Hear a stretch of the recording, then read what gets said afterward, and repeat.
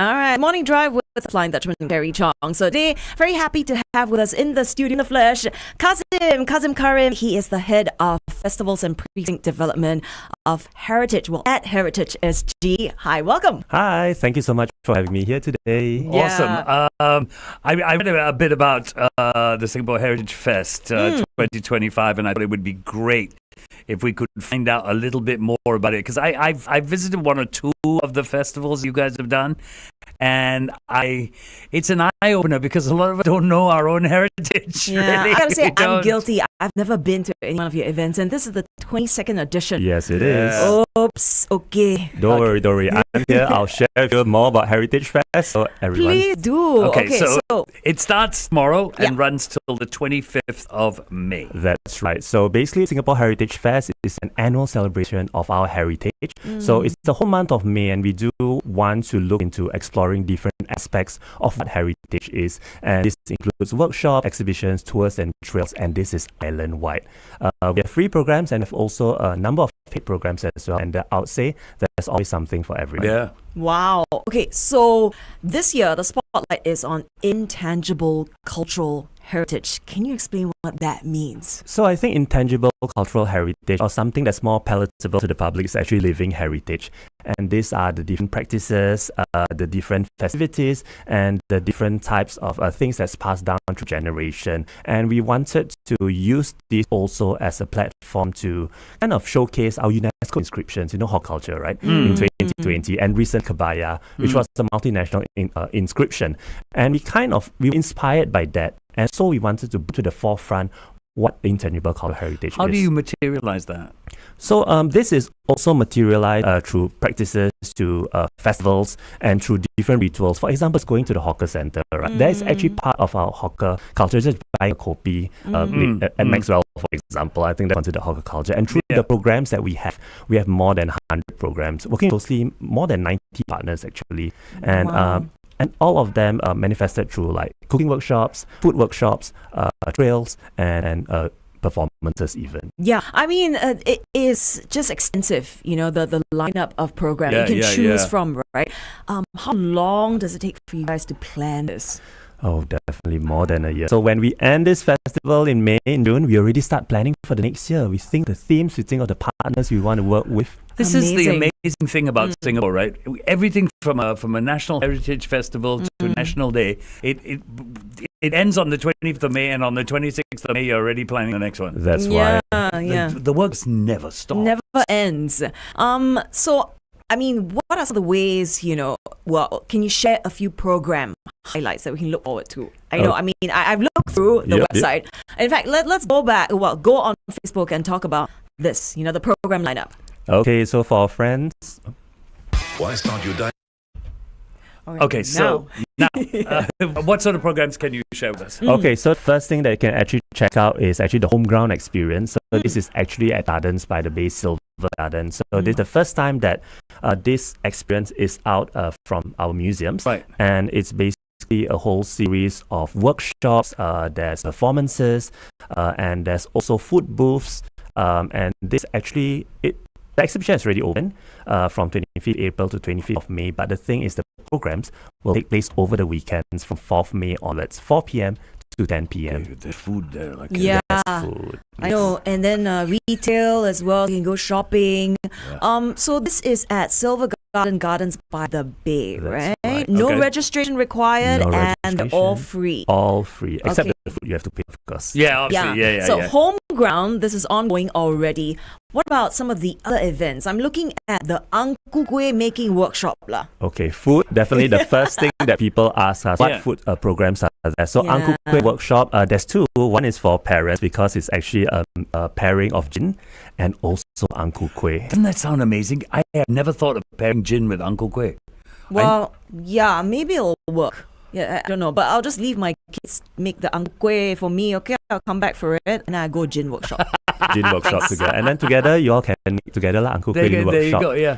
there's also egg tart making with Tong Heng. So I think it's really Tong Heng is the egg tart egg for tart, me. It's the diamond shaped one. Yeah, it's really good. Oh, very good. And have you heard of Children's Museum? So they have a whole series of programs as well. So parents bring your kids there. Where's the Children's Museum? It's at Armenian Street. It used to be the former Philatelic Museum. Wow. Okay, Philatelic I've heard of, but never checked out Children's Museum. So that we look forward to. Now, this is interesting for me, the Malay Kampong Heritage Tour. Yes, you actually get to spend about 3 hours offshore. You're going to Pulau Ubin to actually learn a bit more regarding the practices because there's still people staying there. So this is a real working village. Yes, many people are still staying there. So apparently last surviving Malay Kampong. And yes, it was mentioned. Yes. Wow. Okay. And then what else is there in the pipeline, lined up? What else would be interesting? So one new thing that we have is actually a commission with Namhua Opera and also the etc., which is basically Chinese opera performance and Getai performance. It's actually a mixture. Right. Okay. Yes, and I think it is a great introduction for people who have experienced both. It's really 2 in 1. You get to see that show, and it will be at Creator People Theatre. I'm very excited for it. Later on, I'm going for a dry run to check out the program, I'll be able to share much more after that. This is Out of the Red Box. Out of the Red Box, right. And it's showing this weekend in May 16th to the 18th of May, right? That'll be very interesting. You said earlier that there are programs that are free, there are programs that are paid for.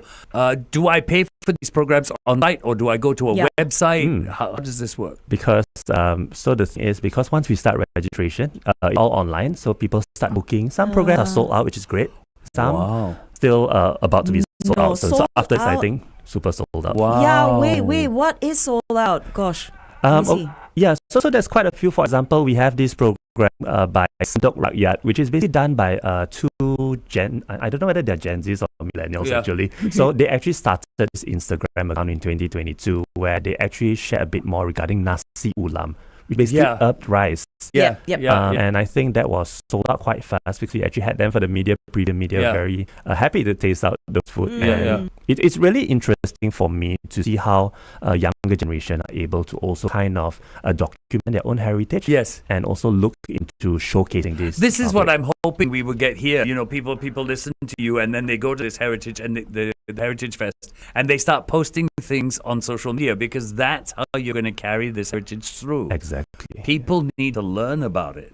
Where do they go to book tickets? So basically, you go to HeritageFest.gov.sg. All the programs are there. All the tickets are there. Registration is there. Right. So it's one stop. That's one-stop shop. Yeah. That's right. I mean, heritage is something that seems to fall on the order in terms of importance to people, right? I mean, we're so technologically advanced, right? People forget about these things, especially the intangible cultural heritage.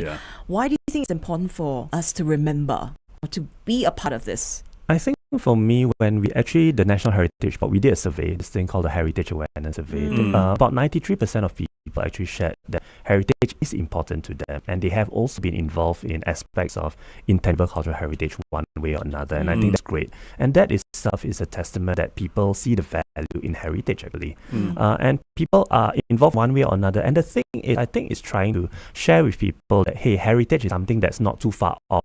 It's something that's living, breathing, and evolving. Like what I mentioned, just going to hawker center for lunch, buying chai fan, for example. You are, in a way, kind of taking part in heritage making. It's a mixture of different types of food, fusion food, for example. In a way, it's a documentation of heritage evolving, even your kaitos. So I'm just saying food because I think that's the easiest one. It's the easiest one to do. But you also take your heritage into the heartlands. That's right. Are there any particular community collaborations this year that we should be looking out for? I think it's great that the festival continues to work with different communities, right? One of the programs I have in mind is actually this thing called Hidden Heritage or Hidden Stories of Waterloo Street. And Waterloo Street, I think most people would passing by the temples, Fortune Centre, all that. And this tour is actually able to deep dive a bit more into some of the communities, actually finding out more regarding these temples and some of these rituals, because these are things that I think you tend to take for granted. You just pass by like, oh, it's just people doing their own things. But then this tour allows you to deep dive a bit more, get to meet these people and find out what. I must go home and must send you a picture I have of Waterloo Street when I was in school. Oh yeah, from and SGI, the right? Yeah. hawker center with all the little stalls. Where was this? Yeah, where was this? Okay, so you've got Waterloo Street Yep. that crosses Bras Basah Road. Mm. It Yeah. used to cross Bras Basah Road. On one side was SGI. Yep. Yeah. Across from Bras Basah Road was the SGI school field. Ah. And next to that was a string of 6, 7 hawker stalls. And they were known for what kind of food? Like, Indian rojak, oh wow. mee siam, Okay. that kind of. The Indian rojak man, I think his third generation in the family now runs an Indian rojak stall in Waterloo Centre. Oh, serious? Yeah. Okay, yeah. It's Cousin, you gotta go hunt him down. We gotta go hunt him down. Yeah, Let's yeah. go. It's For absolutely, next absolutely year. brilliant. Yeah, absolutely brilliant. And of course, there's so many other things as well. There's chuti making Yeah. workshop. This is something that's new to me. Chuti making, it's a distinctive white 3D chin structure essential to Kathakali performers. Kathakali is a South Indian classical Yes. dance art form, right? And then there's Hainanese food. So delving deeper into the heritage of Hainan food. That's right. Right, Yes. so a lot that's happening at the Singapore Heritage Fest 2025.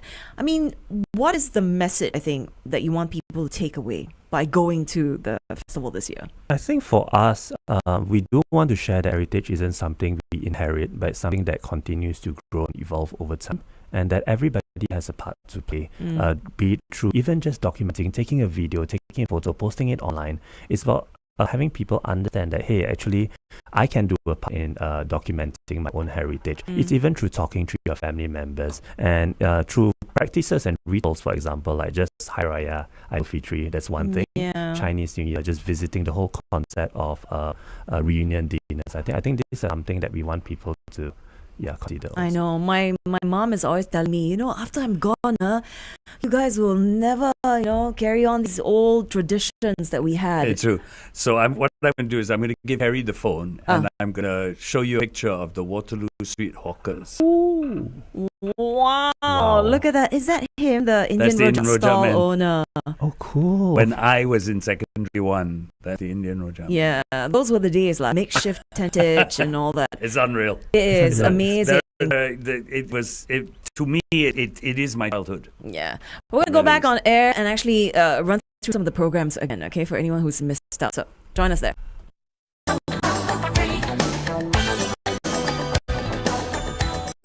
Hope Elbert with Diamonds on 1FM 91.3. It is the morning drive on a Wednesday. Good morning to you. And today we have Qazim Karim, who is the head of Festivals and Precinct Development at HeritageSG. Join us. Hi. So we want to talk about Singapore Heritage Fest, which starts tomorrow. Yes. And then maybe some of the highlights of the program this year. Okay, so one of the highlights that you can check out is actually the homegrown experience that's happening at Silver Gardens by the Bay. So basically, it's an exhibition, it's experiences such as workshops, there's also food booths and different performances. So the exhibition has been open from 25th of April, but the thing is, the programming itself will be happening from the weekends from 4th May onwards. Okay. The other thing that happens with Heritage Fest and the Heritage Festivals you've been doing, Kreta IA is always involved. Definitely. What's happening there this year? For now, I think one of the programs that we have is actually out of the red box, which is an opera and a Gertai performance, Gertai. fusion Right. performance. Right. Yep. And this is something that we are doing for the very first time, and it's with English subtitles, so don't worry if you don't understand. Wait, it- so performed in English? Oh, no. It's performed in Mandarin with some dialects, but English subtitles as well. Okay, so you've got subtitles that'll help everybody. Okay. How do we get the young people involved? What's there for the young this year? When you say young, how young? Wow. I would say the ones I would like to see get involved in heritage are probably early 20s. Early 20s. I think it's the fun part about Heritage Festival, because we are always working with different partners. We do try to reach out to everyone, and for this, I would say Gen Z's millennial group, yes. Some of the programs we have is this. One of it is called by Sun Rakyat. I can't remember the name offhand. No worries. It's basically making a nasi ulam.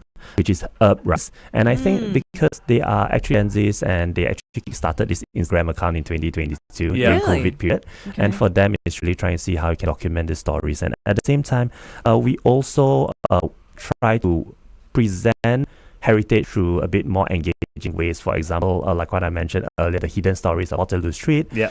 We also have a silambam performance, a silambam kind of experience, which is Indian martial arts. Yeah. So this is something Wow, people don't that's actually rare. experience. Yeah. And I think the thing is, it's not that these activities don't exist, but Heritage Fest is able to spotlight them. Another program that we have is a creative hub at Peranakan Museum. So over the weekends, for people who would like to spend 1 hour or so deep diving into some of our programs, there's workshops where you're able to make garland weaving, where you're able to have a tea tasting session, for example. And it is those kind of things that, to be honest, we're at an experiential age where people want experiences. It's not just about watching. They want to participate, they want to document it, and they want to share. True And I enough. think that's It's mind-boggling. I'm Yeah. at the website right now. So many things. So little time. How? Okay, I know. It's a full month. Okay, Yeah. so Singapore Heritage Fest officially starts tomorrow, 1st of May, all the way runs till 25th of May. That's right. So you got plenty of time. Plan out your itinerary. Give us the website again. sgheritagefest.gov.sg. Good stuff. Okay, thank you so much for joining us, Qazim Karim from HeritageSG. The Morning Drive on 1FM 91.3.